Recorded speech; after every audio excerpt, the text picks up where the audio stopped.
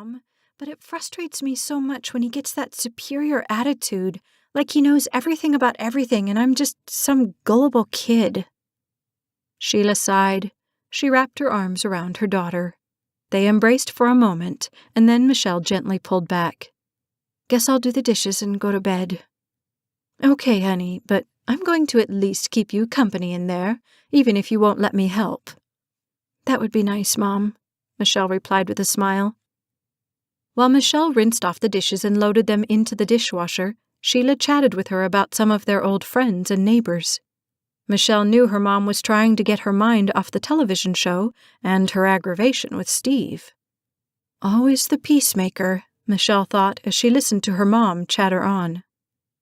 It didn't take long to get the kitchen in order. After they turned off the lights and left the kitchen, Michelle picked up the large volume about dreams from the end table and placed it on the bottom step of the stairs to take up with her when she went to bed.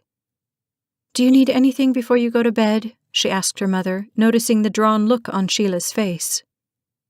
"I don't think so, dear. All I need now is a good night's sleep." She gave Michelle another hug and headed for the spare bedroom. Michelle retrieved the dream book from the base of the staircase and climbed up to the master bedroom. She was surprised to find Steve still awake. "I thought you were tired," she started. "I am, babe, but I've been thinking about your dad and his case. Maybe Roger will have some suggestions about how to put a trace on those checks." Michelle began sharing with Steve about the phone call from her father. "Mom looked so worried," she concluded. "Do you think I should call your dad in the morning? I could tell him I'm looking into some possible ways to help him."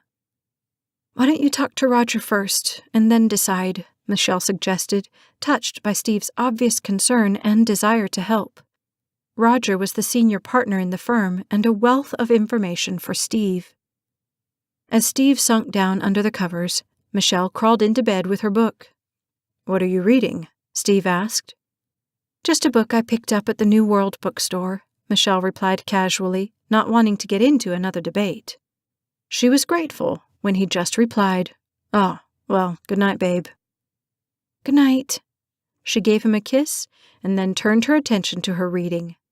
Alone with her book, she began to explore the fascinating realm of her dreams. After several hours, she slipped down into bed, pulling the covers up over her shoulder and pressing her body up against Steve to absorb some of his warmth. Listening to his rhythmic breathing, she soon dozed off. Suddenly, she was sitting alone beside a wide river. Trees and shrubs lined the banks, reaching toward the steady current. The gray-green water was churning as it pushed past her. Overhead, the sky was filling with clouds, and the wind was beginning to cause her to shiver. She pulled her sweater tightly around her. It was the pink and white ballet sweater her father had given her after her first dance recital in 8th grade. The cold air slipped between the fibers of the yarn and pierced her skin.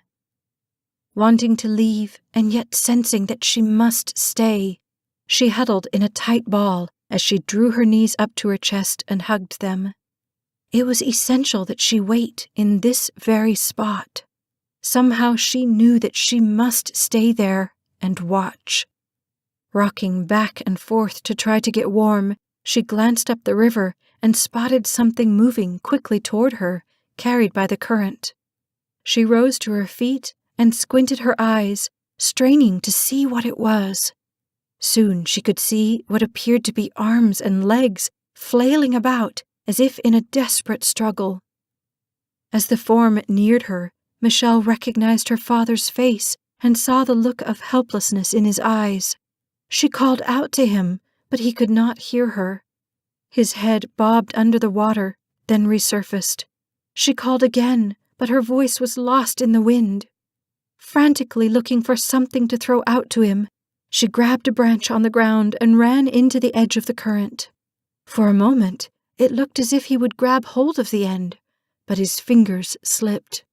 The rapids overtook him, dragging his body farther and farther down the river until she could see him no more. Michelle began to sob uncontrollably.